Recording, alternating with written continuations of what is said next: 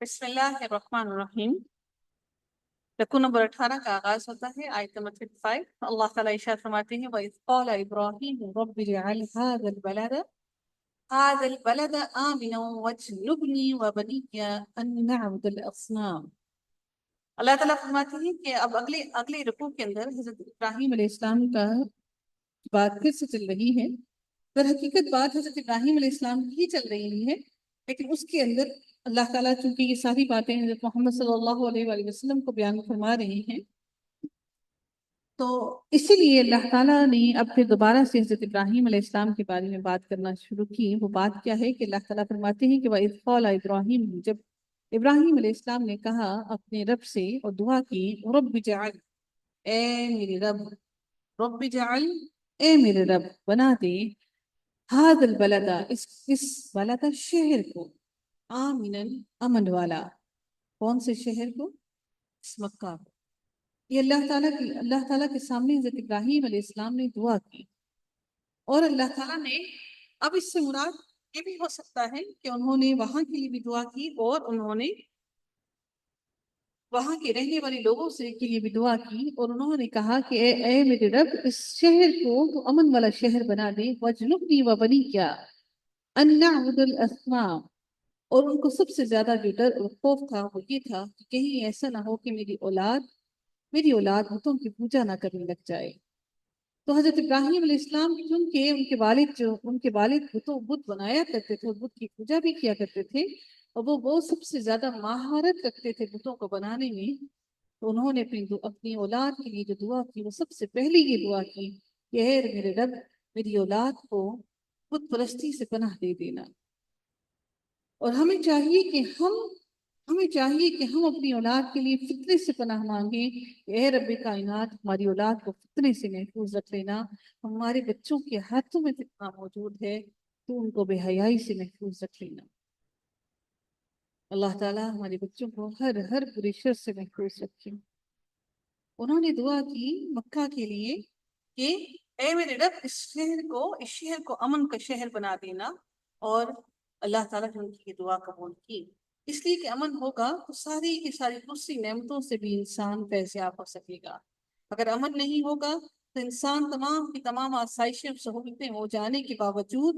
خوف اور دہشت کے نیچے ہمیشہ پریشان ہی رہتا ہے۔ یہ حال ان لوگوں کا پوچھیے جو اس وقت فلسطین میں جنگ کی حالت میں ہے، شام کے لوگوں سے پوچھیے جن کو نہ اپنے دن کا معلوم نہ اپنی رات کا معلوم، نہ وہ اچھا کھانے کو اس سے محسوس ہو سکتے ہیں، نہ وہ اپنی اولاد سے خوش ہو سکتے ہیں، نہ وہ اپنی بیوی سے خوش ہو سکتے ہیں۔ وہ امن میں نہیں ہے۔ جب انسان امن میں ہوتا ہے تو انسان کو دل سکون میں ہوتا ہے۔ الحمدللہ کہ ہم ان بڑی آزمائشوں میں مبتلا نہیں ہیں۔ انہوں نے کیا کہا کہ اے رب، اس شہر کو امن والا شہر بنا دے، اور اسی وجہ سے اللہ تعالیٰ نے مکہ کو امن والا شہر بنا دیا، اور انہوں نے یہ بھی دعا کی کہ اے اللہ، اس شہر کو برکت والا شہر بھی بنا دے، اور اللہ تعالیٰ نے اس شہر میں برکتیں بھی عطا کی۔ آپ نے دیکھا ہے کہ وہاں پہ بت پرستی بھی تھی، اس کے باوجود بھی قریش کے لوگ جو بت پرست تھے، اس دعا کی بدولت ہی وہ جو لوگ تھے تجارت کیا کرتے تھے اور بڑا اچھا کما لیتے تھے۔ یہی وجہ ہے کہ آج بھی اگر ہم دیکھیں تو سعودی عربیہ کے اندر تمام کی تمام نعمتیں اللہ تعالیٰ نے ان کو عطا کر رکھی ہیں۔ آپ کو دنیا میں کہیں اور کوئی چیز ملے نہ ملے، لیکن وہاں پر آپ کو وہ چیز لازمی مل جائے گی۔ اللہ آگے مزید ارشاد ہوتا ہے کہ انہوں نے پھر اللہ تعالیٰ سے دعا کی، رب انہن اضللن کثیرا من الناس، اے میرے رب، اے میرے پالنے والے، اے میرے معبود، انہوں نے بہت سے لوگوں کو راہ سے بھٹکا دیا ہے۔ یعنی گمراہ کرنے کے بارے میں کہا گیا ہے کہ ان پتھر کی مورتیوں کی طرف بات کی جا رہی ہے کہ کنہوں نے ان پتھر کی مورتیوں کی طرف جب وہ لوگ گئے ہیں تو اس کی وجہ سے بہت سے لوگ گمراہی کی طرف آ گئے ہیں، اور بتوں کی پوجا کرنے کی وجہ سے ہن یعنی کہ ان اصنام کی طرف بات کی جا رہی ہے، ان بتوں نے بہت سے لوگوں کو گمراہ کر دیا ہے، کیونکہ یہ ان بتوں کو اپنا رب ماننے لگے ہیں۔ اللہ سے مزید وہ دعا کرتے ہیں فمن تبعنی فإنہ منی، بس میری تابعداری کرنے والا میرا ہے۔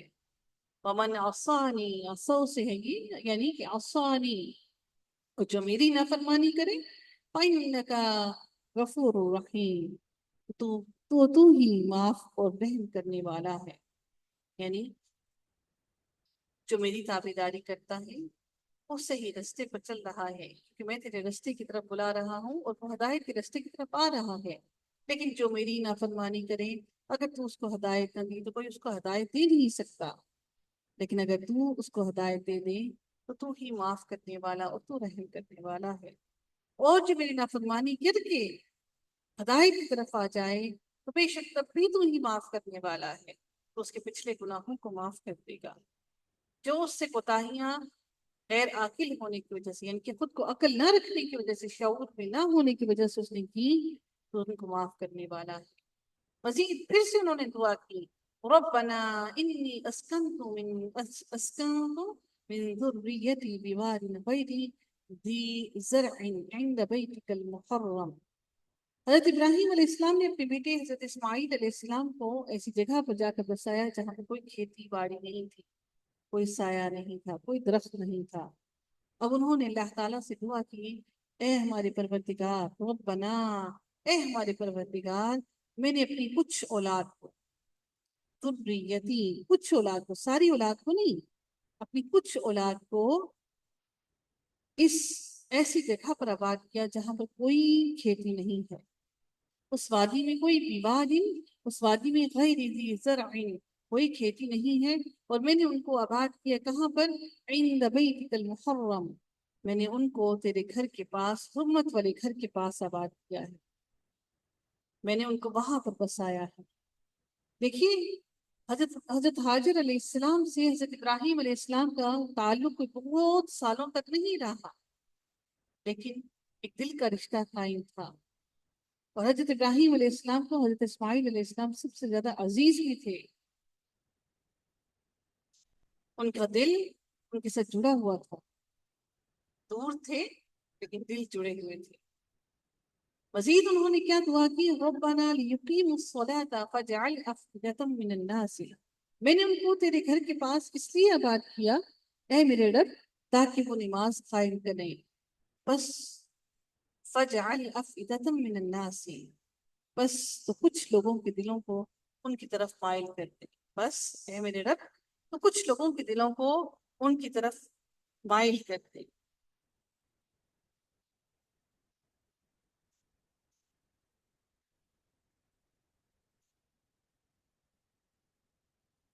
یہاں پر بات جو کی جا رہی ہے کہ افئدتن، افئدتن ناسی اگر ہوتا، یہاں پر لفظ افئدتن ناسی اگر لفظ ہوتا تو لوگوں کے دلوں کی بات کی جاتی، یعنی کہ تمام کے تمام لوگ اس میں شامل ہو جاتے، اس میں عیسائی، یہودی، مجوسی، یہ سارے کے سارے صابی، یہ سب لوگ اس میں شامل ہو جاتے ہیں۔ لیکن یہ جو لفظ بیچ میں من آ گیا ہے، اس من کی وجہ سے ان تمام کے تمام غیر مسلم لوگوں کو مسلمانوں سے الگ کر دیا گیا ہے۔ افئدۃ من الناس، یعنی کہ تمام لوگوں میں سے کچھ لوگوں کے دلوں کو، سمجھ رہے ہیں آپ، یعنی کہ تمام لوگوں کے میں سے کچھ لوگوں کے دلوں کو تحویلیہم، وہ اپنے دل اپنی طرف مائل کر لے، ان کے دلوں کو اپنی طرف مائل کر لے، ان لوگوں کو جو ایمان لے کر آئے، جو اسلام لے کر آئے، جو ہدایت کے رستے پر آ گئے، تحویلیہم وارزقہم من الثمرات لعلہم یشکرون، اور انہیں پھلوں کی روزیاں عنایت فرما تاکہ یہ تیری شکر گزاری کر سکیں۔ اس دعا کی تاثیر کیا ہوئی کہ مکہ جیسی ایسی زمین جہاں پر کوئی پانی نہیں، کوئی سرزمین پر کوئی کھیتی باڑی نہیں، جہاں کوئی پھلدار درخت نہیں، دنیا بھر کے میوے پھل یہاں پر بے تحاشا ہوتے ہیں اور بہت زیادہ سستے داموں میں ملتے ہیں۔ یہی وجہ ہے کہ جو لوگ بھی سعودی عربیہ سے آتے ہیں، پاکستان آتے ہیں، تو وہ کہتے ہیں یہاں پر اتنی برکتیں ہیں، اتنی برکتیں ہیں کہ ہم تھوڑے سے پیسے کے اندر بھی بہت اچھی زندگی گزار لیتے ہیں، اور جب ہم پاکستان آتے ہیں تو ہماری پیسوں میں سے ایسا لگتا ہے کہ برکتیں ہی ختم ہو گئی۔ اللہ تعالیٰ سے دعا ہے کہ اللہ تعالیٰ ہمارے رزق میں بھی برکتیں عطا فرمائے اور ہمارے لیے بھی تھوڑے میں ہی اللہ تعالیٰ برکت عطا کر دے تاکہ ہمارے بھی دل سکون میں آ جائیں۔ یہی وجہ ہے کہ دنیا جہان کے تمام پھل وہاں پر موجود ہوتے ہیں اور بہت ہی سستے داموں میں بھی مل جاتے ہیں، اور یہی وجہ ہے کہ لاکھوں لوگ وہاں حج کرنے کے باوجود جاتے ہیں، اس کے باوجود بھی کسی بھی چیز میں کمی نہیں آتی۔ یہ وہاں کی گورنمنٹ کی بات آپ نہ سوچئے کہ وہاں کی گورنمنٹ اتنی ویل ایجوکیٹڈ یا ویل آرگنائزڈ ہے کہ اللہ تعالیٰ کی دی ہوئی برکتیں ہیں جو اس سرزمین پر ہیں، یہ وہ برکتیں ہیں جن کے لیے حضرت ابراہیم علیہ السلام نے دعا کی اس سرزمین کے لیے۔ یہ ان دعاؤں کا نتیجہ ہے جو انہوں نے اپنے رب سے بار بار مانگی۔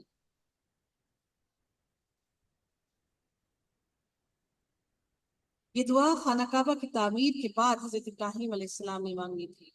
جبکہ پہلی دعا امن والا بنا دے اس وقت مانگی جب اپنی اہلیہ، یعنی کہ جب انہوں نے یہ کہا نا کہ میں اپنے بچوں کو یہاں پر آباد کیا ہے، تو یہ انہوں نے دعا اس وقت مانگی تھی جب انہوں نے اپنی بیوی حضرت ہاجر علیہ السلام اور اپنے بیٹے اسماعیل علیہ السلام کو اللہ تعالیٰ کے حکم سے وہاں پر چھوڑ کر گئے تھے۔ ٹھیک ہے، تو یہ دعا جو دوسری دعا ہے کہ یہاں پر پھلوں کی فراوانی ہو، یہ سب کچھ ہو، تو یہ دعا انہوں نے اس وقت مانگی جبکہ خانہ کعبہ کی تعمیر کر چکی تھی یا کر رہے تھے، اس وقت میں یہ دعا مانگتے تھے۔ اگلی آیت میں دیکھتے ہیں کہ پھر وہ دعا کرتے ہیں، ربنا انکا تعلم ما نخفی وما نعلن، اے ہمارے پروردگار تو خوب جانتا ہے جو ہم چھپائیں، مخفی رکھیں، نخفی ہم چھپائیں، وما نعلن اور جو بھی ہم ظاہر کریں، وما يخفى على الله من شيء في الارض ولا في السماء، اور زمین اور آسمان کی کوئی چیز اللہ پر پوشیدہ نہیں ہے، اللہ تعالیٰ سے کوئی بھی چیز مخفی نہیں ہے، چھپی ہوئی نہیں ہے، اللہ تعالیٰ سے کچھ چھپ نہیں سکتا۔ اس شہر والوں کے لیے دعا سے اصل مقصد تیری رضا ہے، یعنی تو ہر چیز کی حقیقت کو خوب جانتا ہے، آسمان اور زمین کی کوئی بھی چیز کچھ سے چھپی ہوئی نہیں ہے، اس لیے اللہ تعالیٰ کے سامنے انہوں نے پھر سے یہ دعا کی۔ یہ دعا اس لیے کی گئی کہ ایسا نہیں ہے کہ یہ دعا کرنے کا مقصد ان کا یہ تھا کہ اللہ نہیں جانتا ان کے حالات سے اللہ تعالیٰ ان کے حالات کو نعوذ باللہ نہیں جانتا۔ انہوں نے آگے دعا کی کہ اے رب تیرے سے چھپی ہوئی کوئی چیز نہیں ہے، وہ سب جاننے والا ہے، تو زمین کے اندر بھی سب چیزوں کو جاننے والا ہے اور آسمانوں میں بھی سب جاننے والا ہے، نہ زمین کے اندر کچھ اس سے چھپ سکا، نہ آسمانوں میں کچھ سے کچھ چھپ سکا۔ مزید کیا ہوا؟ مزید دعا کی، الحمدللہ الذی، اب یہ ساری دعائیں کرنے کے بعد اللہ تعالیٰ کا شکر بھی ادا کر رہی ہیں۔ اے رب کائنات، اللہ تیرا شکر ہے، الذی، تو وہ ذات ہے، وہب لی علی الکبر، جس نے مجھے اس بڑھاپے کی عمر میں، جبکہ میری ہڈیاں بوڑھی ہو گئی ہیں، تو نے اس بڑھاپے کی عمر میں مجھے اسماعیل و اسحاق، اسماعیل اور اسحاق دو بیٹے عطا کر دیے، ایک بھی نہیں بلکہ دو بیٹے عطا کر دیے۔ اِنَّا رَبِّي لَسَمِيعُ الدُّعَاء، بے شک اے میرے رب تو دعاؤں کو سننے والا ہے۔ اتنے سالوں تک سوچ کے، بڑھاپے تک حضرت ابراہیم علیہ السلام اپنی زندگی کے 80 سال، یعنی کہ اگر چلے 20 سال اگر نکال لیں ان کی، تو 60 سالوں تک اللہ تعالیٰ سے دعا مانگتے رہے اپنی اولاد کے لیے، اور اللہ تعالیٰ نے ان کو پھر بڑھاپے میں جا کے اپنی زندگی کے اس حصے میں ان کو اولاد عطا کی کہ وہ بالکل بوڑھے ہو چکے تھے، جسم ان کی ہڈیاں بوڑھی ہو چکی تھی، اور اس کا ایک پیچھے ایک یہ بھی دیکھیے کہ وہ اس سے پہلے وہ صرف اور صرف اللہ تعالیٰ کے دین کو پھیلا رہے تھے، کبھی ایک ملک جاتے، کبھی دوسرے شہر جاتے، کبھی کہاں جاتے، کبھی کہاں جاتے، یہ ساری جوانی، اپنا ساری زندگی اللہ تعالیٰ کی وحدانیت، اللہ تعالیٰ کی واحد ہونے کی اور اللہ تعالیٰ کی طرف بلانے کے لیے گزاری۔ پھر جب بوڑھے ہو چکے، پھر اللہ تعالیٰ نے ان کا منصب، ان کا کام کرنے کے لیے اللہ تعالیٰ نے ان کے بیٹوں کو نائب بنایا۔ سبحان اللہ، کیا ہی اللہ تعالیٰ کی پلاننگز ہیں، ماشاءاللہ۔ اور اللہ تعالیٰ نے اپنے حضرت ابراہیم علیہ السلام کو اس بڑھاپے میں بھی آزمایا۔ سوچیے کہ اس بڑھاپے میں اتنے سالوں بعد اللہ تعالیٰ نے بیٹا دیا، اولاد عطا کی، اور پھر کہا کہ اس بیٹے کو ذبح کرو، اور انہوں نے بھی کوئی سوال نہ کیا اور لبیک کہا۔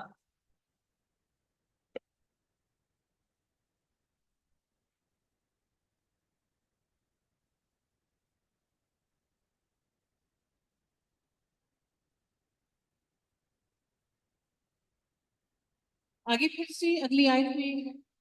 دعا ہے جو ہم سب نماز میں پڑھتے ہیں، رب اجعلنی مقیم الصلاۃ۔ اب انہوں نے دعا کی نماز کے لیے، کیا دعا کی؟ رب اجعلنی، اے میرے پالنے والے مجھے نماز کا پابند بنا، سب سے پہلے اپنے لیے کی، اے میرے پالنے والے، اے میرے رب تو مجھے نماز کا پابند بنا، ومن ذریتی، اور میری اولاد کو بھی نماز کا پابند بنا، ربنا وتقبل دعائی، اور اے میرے رب میری دعا کو سن لے، تو میری دعاؤں کو سننے والا ہے، تو میری دعا کو قبول کر لے۔ اب یہ نماز کے لیے دعا کی حضرت ابراہیم علیہ السلام نے، اور پھر انہوں نے مغفرت کی دعا کی، سب سے پہلے اپنے لیے ہدایت کی دعا مانگی، نماز کو قائم کرنے کے لیے دعا مانگی، اور پھر دعا مانگی اے میرے رب تو بخش دے، ربنا اغفر لی، میرے گناہوں کو بخش دے، والی والدیہ، اور اے میرے رب میرے ماں باپ کو بھی تو بخش دے۔ حضرت ابراہیم علیہ السلام نے یہ دعا اس وقت کی جب کہ ابھی ان پر اپنے باپ کے بارے میں یہ واضح نہیں ہوا تھا کہ وہ میرا باپ اللہ کا دشمن ہے، تو اس سے اظہار برات کر دیا۔ اس کے بعد انہوں نے اس لیے کہ مشرکین کے لیے دعا کرنا جائز نہیں ہے، اس وقت تک وہ اپنے والد کے لیے دعا مانگتے رہے، اور انہوں نے کہا کہ میرے ماں باپ کو بھی بخش دے، اور وَلِلْمُؤْمِنِينَ یوم یقوم الحساب، اور دیگر مومنوں کو بھی بخش دے اس دن جس دن تو حساب قائم ہوگا، یعنی نہ صرف اپنے لیے، اپنے والدین کے لیے،